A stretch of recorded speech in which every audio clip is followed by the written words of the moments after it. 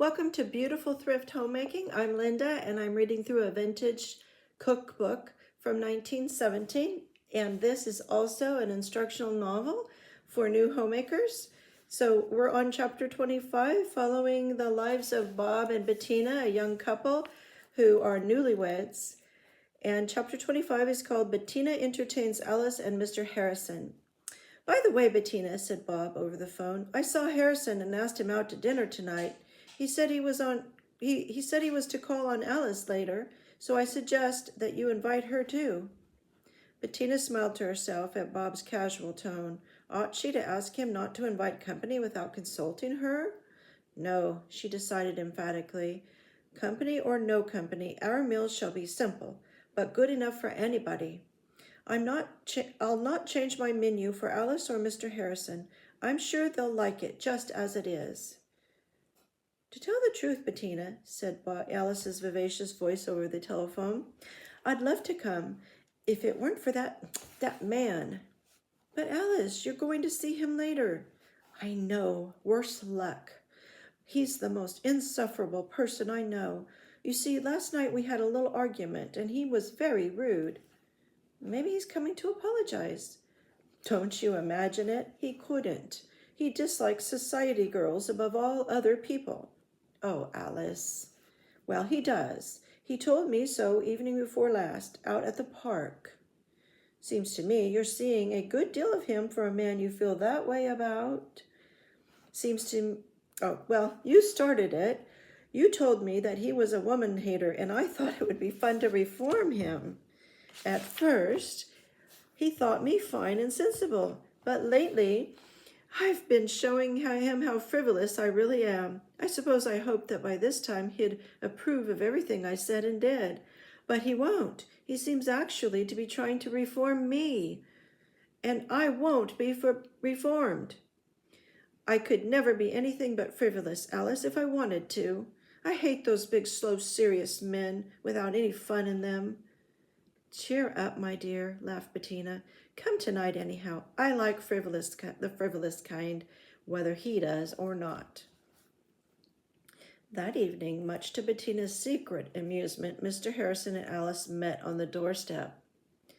Don't think we came together, explained Alice flippantly. A dinner and an evening of me are about all Mr. Harrison can endure. I couldn't have spared the time anyhow, Miss Alice. You see, I am a busy man, and the people who are doing worthwhile things in this world are obliged to overlook some of the amenities. It was on Bettina's tongue to inquire how a busy man found time to make so many calls as he was making now, but she refrained, knowing well that lively Alice would hold her own with any man in the universe, even though she might not be doing things that Mr. Harrison considered worthwhile. A fine dinner, said he to Bettina as they sat down at the table. I admire a woman who knows how to prepare and serve food. She is paying her way in the most dignified and worthwhile profession of all, that of a homemaker. Mr. Harrison, asked Alice severely, may I inquire whether or not you know how to drive insects out of cabbage before serving it? I'm afraid I don't. Well, I'm surprised, for even I know that. Bettina just told me. You place the cabbage head downward in cold water, to each quart of which has been added a tablespoonful of vinegar. Silly Alice, said Bettina, don't tease. Look at my lovely pansies. Alice, I believe you gave me the flower holder when I announced my engagement. When I announced my engagement, said Alice. Bettina saw a strange and startled look come over Mr. Harrison's face, which immediately departed when Alice added, which will be years hence, no doubt. I hope my friends will give me nothing useful. I love to come here, Bettina, but I'm not a natural-born housekeeper like you. I shall marry an idle millionaire, and we will do nothing but travel aimlessly about from one end of the world to the other. That is my idea of perfect happiness. That night for dinner, Bettina served pork chops, potatoes, maitre d' hotel butter, bread and butter, cabbage salad, served in lemon halves, coconut And I have trouble pronouncing this French word, coconut blanc, custard sauce for that, and iced tea. And Bettina's recipes include the recipes for the pork chops, the maitre d' hotel butter sauce, the coconut blanc, the custard sauce. Bob and Bettina were at breakfast one morning when the telephone rang. "It's Mrs. Dixon, Bettina," said Bob, his hand over the mouthpiece. Much excited, panicky. "House afire, hurry!" "Hello, Charlotte," said Bettina quickly. "What in the world is the trouble?" "The worst yet," came a nervous voice. "Frank's Aunt Isabel is to be our house guest tonight. Oh, I wish you knew her. She never did approve of me." "Oh, Charlotte, you just imagine that. She wouldn't come if she disliked you so." "That's just it. She didn't approve of me when we lived at the hotel, and now that we've taken a house, she wants to see how things are." "Well, things are fine. Doesn't Frank say so?" "Yes, of course. But the meals, 2 company meals to get, and for a critical person like her, too. What on earth shall I do?" "Now, don't be nervous, Charlotte. It's easy. We'll think up a delicious little dinner that you can prepare mostly beforehand." "When does she arrive?" 5 o'clock, and she leaves just after breakfast." "Good. 2 simple meals and all day in which to get them ready. Let's see. The weather is warm, so you will prefer a dinner that is partly cold. Watermelon that has been in the refrigerator all day would be a simple dessert, with no cake or anything else to think of. How about cold boiled tongue for your main dish? Sorry. Sliced thin and garnished with parsley. You might also have a very good salad. Apple, celery, and green pepper salad would be delicious and economical also. Then you might have corn on the cob." Excuse me, I have to get myself together because I got tickled by that. Yeah. "I've had it recently and know how good it is. That would be the only thing you would have to think of at mealtime, and it is very easy to cook. You would serve it in a napkin to keep it hot. Then I want to send you some peach butter that I made the other day. That would go beautifully with your dinner. There you have it all. If I were doing it, I should add iced tea to drink, served very daintily, with sliced lemon and mint leaves." "Oh, Bettina, how good it sounds. Will you repeat that menu for me?" Cold boiled tongue, apple, celery, and green pepper salad, golden bantam corn on the cob, bread, butter, peach butter, iced tea, lemon, sliced watermelon. Now, if you'll get a pencil and paper, I will give you some directions about cooking. And here in the book, we have the recipes for Bettina's boiled tongue, apple, celery, and green pepper salad, and corn on the cob, plus also instructions for how to make the peach butter that Bettina is contributing. All right. Chapter 27, Bettina has a baking day. "Why, Ruth, I didn't hear you come in. The door was partly open. Bob must have left it that way, and I slipped in quickly to see what you were up to. It's raining as if it never intended to stop. I called to Bob on his way downtown and asked what you were doing today. He said that wonderful baking preparations were going on because you expected his sister, Polly, and her 3 children tomorrow. That sounded like a deluge. All those lively youngsters, and Polly livelier yet. So I came over to see if I couldn't help." "Indeed you can, Ruth. That was dear of you. We'll have a house full, won't we? I have planned to put Polly and Dorothy and the baby in the guest room, but Donald will have to sleep on the Davenport. And I'm planning to do most of the cooking today so that tomorrow we can visit and see people and show the children the sights. They are coming this afternoon and will be here Sunday and Monday at least. As soon as I finish filling these salt shakers, I'll begin the baking. Goodness, it will certainly be a help to have you here, Ruth. You were such a dear to come in all this rain. Oh, I like it. I always learn so much from you, Bettina. But what on earth are you doing with that rice? Just putting a few grains in the shakers. You know, salt gets damp on a rainy day like this, and the rice loosens it and absorbs the moisture. I'm doing it first because I might forget. What are you going to make? Well, I'll cook some potatoes and beets to warm up or make salad of, and I'll make a veal loaf and a white cake, I think. Then some salad dressing and a berry pie and some sour cream cookies. Oh, yes, some nut bread and some tomato gelatin, too. Goodness, can you use all those things? Yes, indeed. For tonight, for tonight's dinner, I'll have lamb chops and some of the cooked potatoes creamed, and tomato gelatin and the blackberry pie. You know, berry pies ought to be eaten soon after they are made.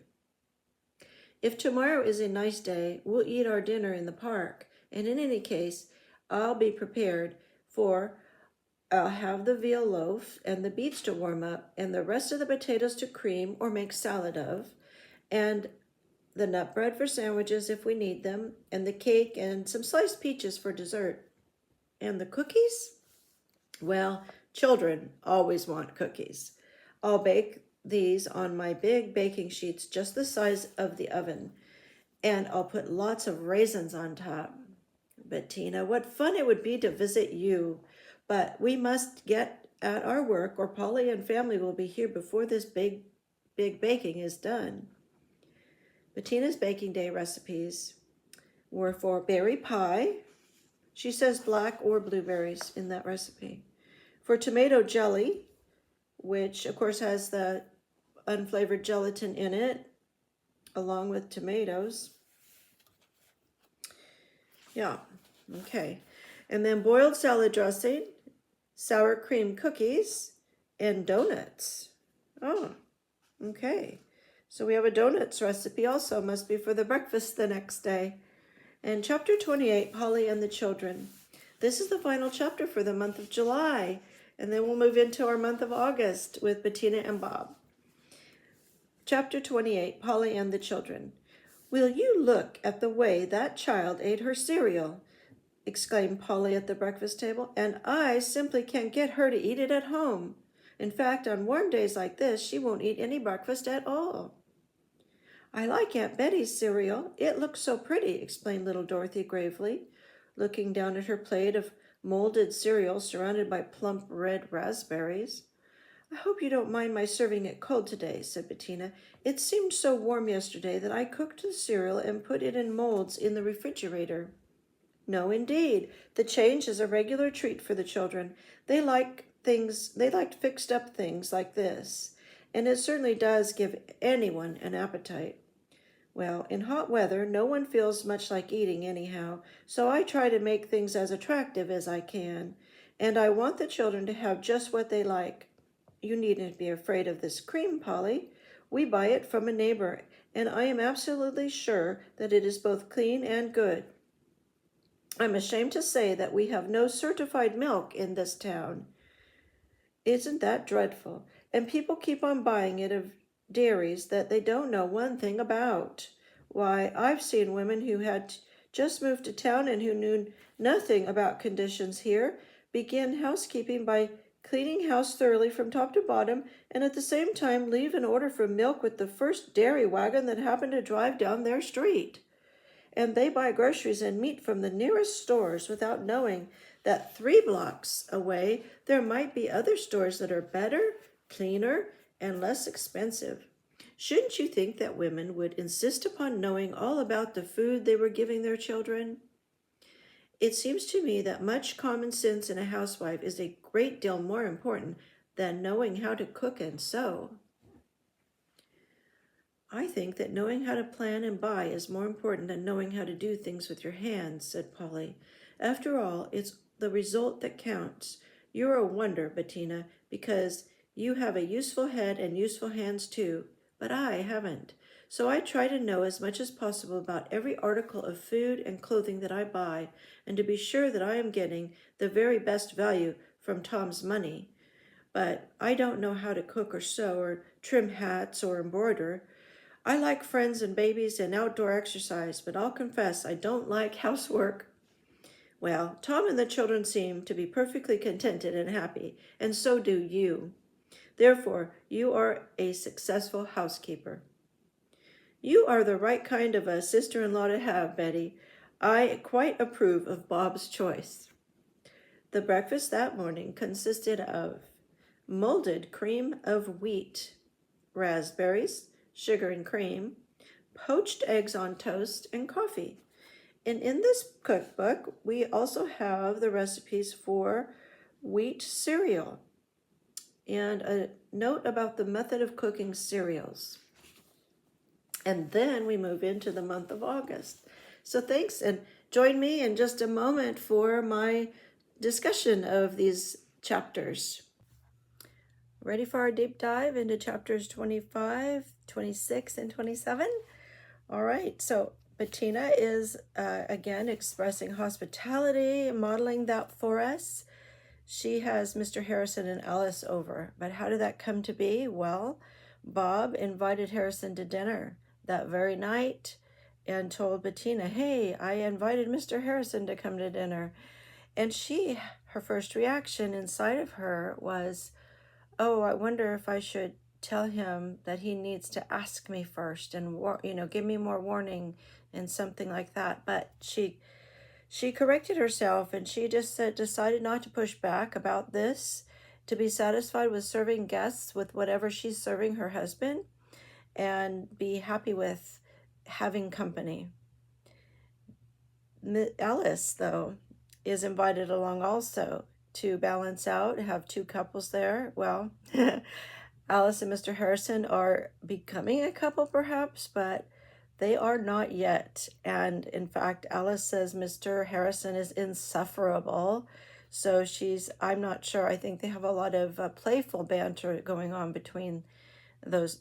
We see a lot of playful banter between those two. Alice wants to maintain her image as a frivolous society girl. She thought it was going to be a game to reform Mr. Harrison, that he would start appreciating women and especially those in society.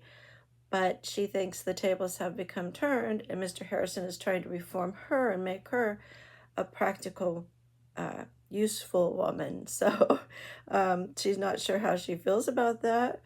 Mr. Harrison notes how busy he is doing worthwhile things, and he means that a job is what he values, and he is jabbing Alice's idle lifestyle, and she defends herself enthusiastically. So again, 1917, the World War I is just beginning for the U.S.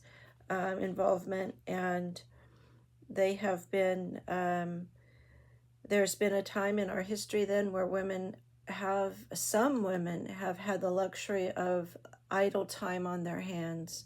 And this is the case for Bettina's friend, Alice. A little tip is woven into the chapter, oddly enough, about removing insects from cabbage.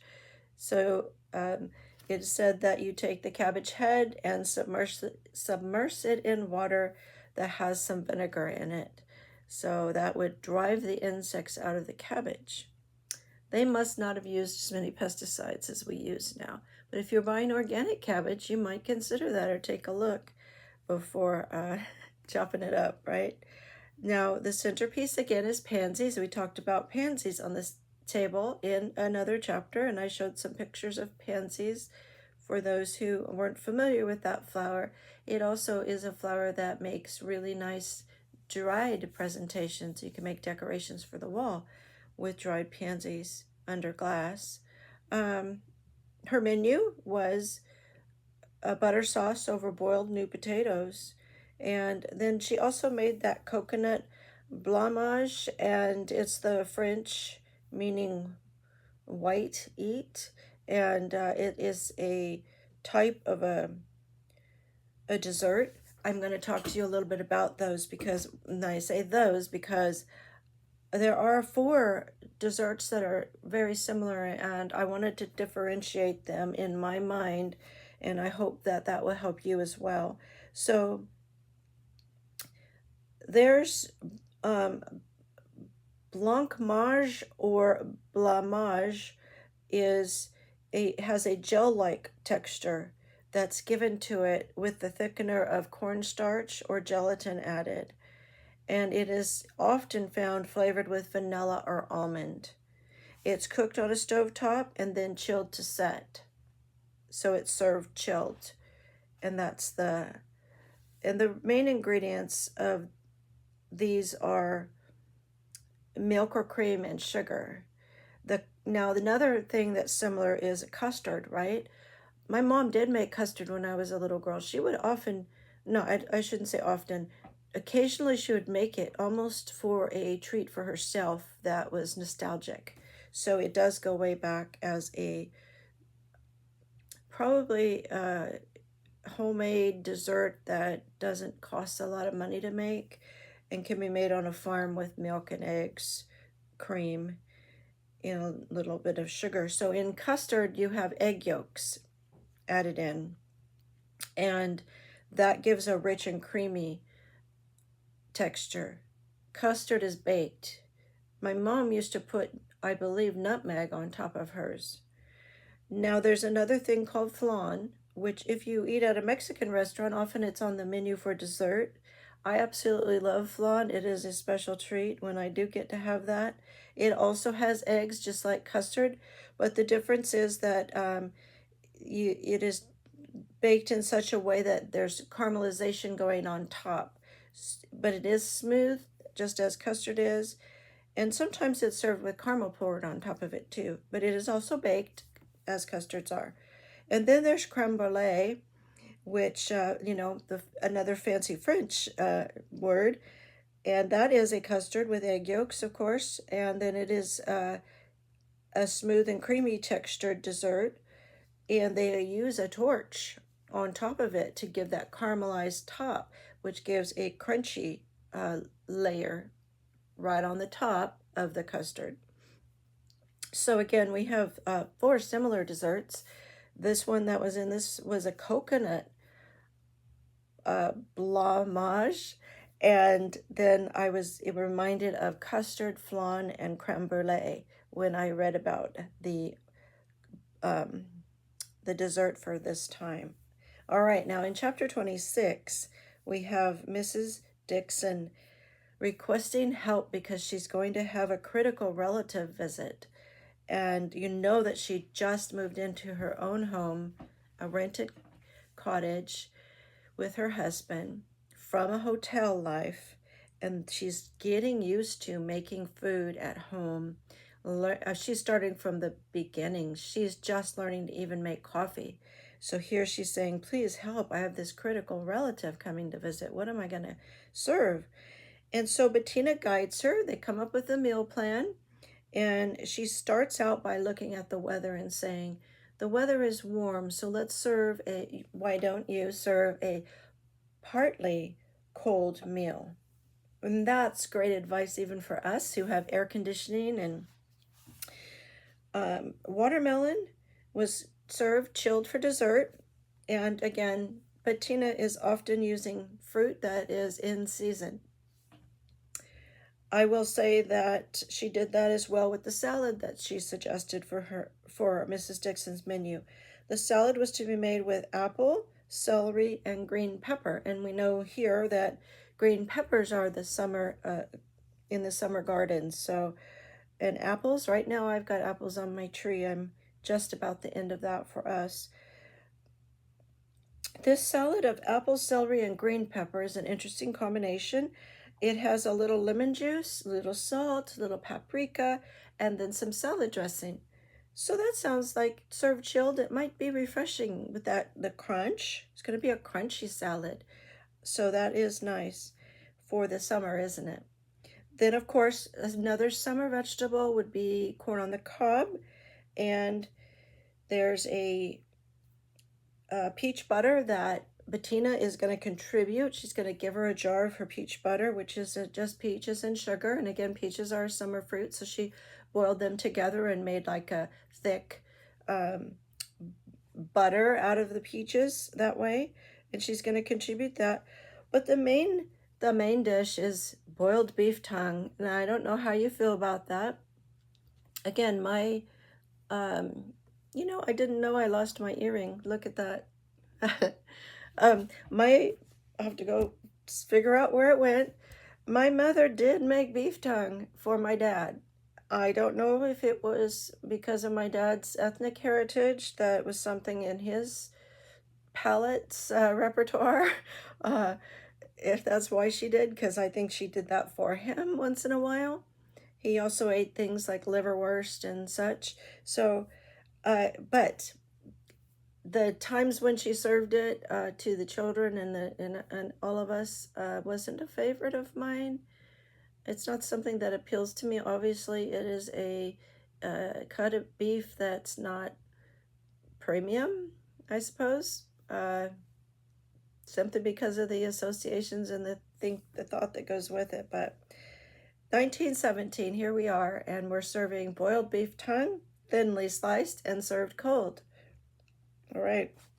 Another thing appears in the next chapter that would not be something I would want to add to my menu, but it does use some vegetable that's in season, so it uses tomatoes, and it's a tomato gelatin, and that does not appeal to me. So I don't know what you think about that tomato gelatin. Let me see what is in that. I'll look that up for you.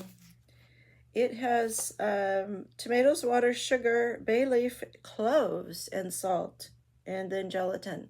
So it has a little flavoring with cloves and the bay leaf, and then it has a slight sweetness added with the sugar.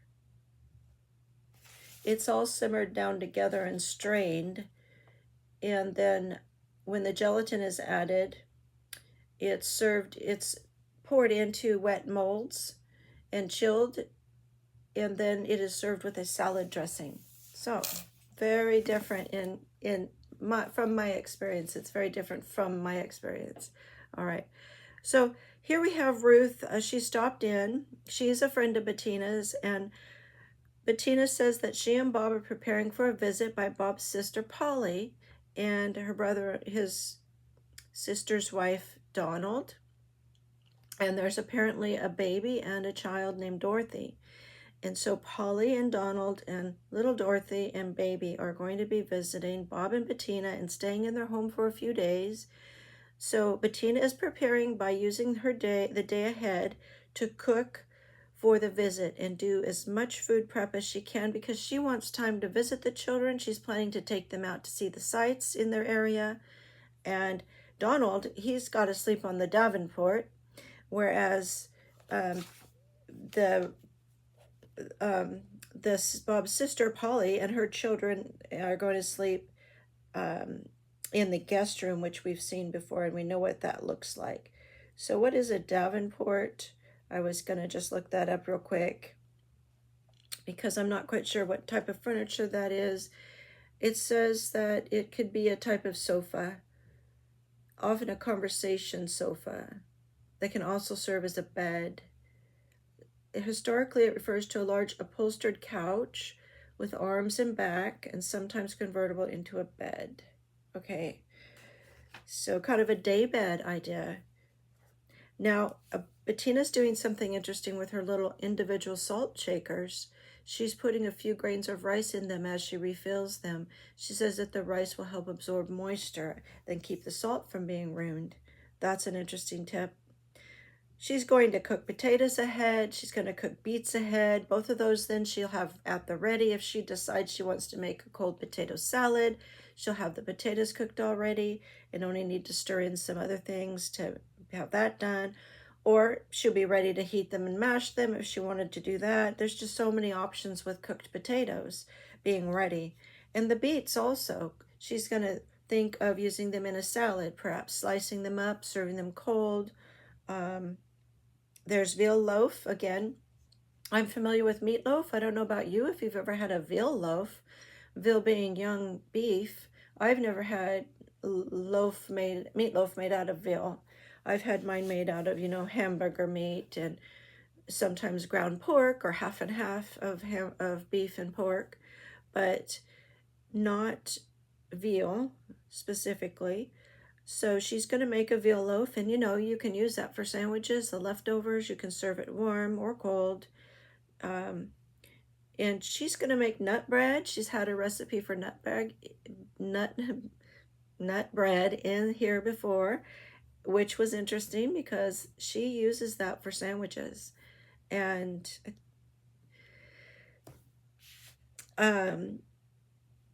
I just think that's a little different. White cake, having that ready, of course, is just going to be very convenient to have a simple dessert that's ready with the idea of another summer fruit, sliced peaches served with the white cake, perhaps, she says. And she's going to pre-make a salad dressing because she doesn't buy bottled salad dressings, and I'm not quite sure if they're available in her stores at that time because she does make her own. And this one is an interesting one that I'm going to tell you. Because this is a vintage cookbook, we are sometimes looking at the differences between now and then. And this is a boiled salad dressing. She's going to beat 2 egg yolks thoroughly and add the dry ingredients of 2 tablespoons of flour, 1 teaspoon of salt, 1 teaspoon of mustard, again dry mustard, 1/8 of a teaspoon of paprika. And then she's going to gradually add in 1/3 of a cup of vinegar and 1/3 of a cup of water. So she's whisking all this together and cooking it over a double boiler until it's thick and creamy. Or she can put it over directly over the flame, just in the pan right on the burner, if she keeps stirring it constantly. Now, there is one more ingredient. She says, if you're not going to use whipping cream, then you can use butter. So either one, whipping cream or butter, add that at the last. And that would be 1/2 teaspoon of butter. It's hardly any. You're going to beat with a Dover egg beater until creamy and keep it in a cool place. So that's the boiled salad dressing that's going to be at the ready for her to serve on whatever she decides to make for her guests. She's got it ready. She's going to serve a berry pie, and you know that blackberries and blueberries both are in season right now in this month of July. And she made a suggestion that if you do bake a berry pie, that you plan to eat it right away, that you don't make that too far ahead where it's going to be a day or two, because I think that maybe what she's getting at is they can get soggy. A lot more juices can come out as the pie is cooling and make the crust at the bottom really soggy. So it's best served warm right out of the oven. But she's going to have that as one of the menu items for the visitors. And then because there's a child, little Dorothy, and a baby, I don't know, maybe it's a toddler, they're going to want cookies. And so Polly's having fun thinking about how to treat them with a special cookie, and she decides on sour cream cookies, and she's going to decorate them with raisins on top. And I will tell you that in the recipe given, the seasoning for the sour cream cookies in this case is a little bit, 2 teaspoons of nutmeg. So the sour cream cookie seasoned with nutmeg and having a few raisins on top for decoration and for an extra treat. I had a conversation with somebody just the other day about raisins, and we were saying that raisins are, some people today, they like them or they don't, and they're baked goods and so forth, or they're cereals, but for my mom's generation, and she was probably a child in the 1940s and late 30s and 40s, and for her, being that she was from a poor family also, raisins were a real treat. When children got raisins, they were very happy. So 1917, it must have been the same. Raisins were something very special. Now, it took a while, my husband remembers, for raisins not to have seeds in them, for us to develop seedless grapes. and come up with the seedless raisins. So that's something that we're really blessed to have now, not to have those seeds in the raisins and in the grapes, right? All right, so hopefully you enjoyed this month of July and its many chapters. August will bring us into, remember, we're always keeping pace with the season, and I'm trying to do the same with you in our reading. I'm trying to keep my reading within the same month that the book is laid out with.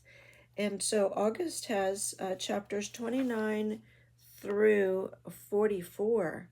So quite a few chapters. I'll be busy putting these together for you. I'm also going to go back to work after my vacation, and so I'll need to be doing my posting on the weekends. Well, thank you for joining me, and again, God bless you and your homemaking. All right, well, you might think this is a bonus, but it's not a bonus. I forgot to talk about chapter 28.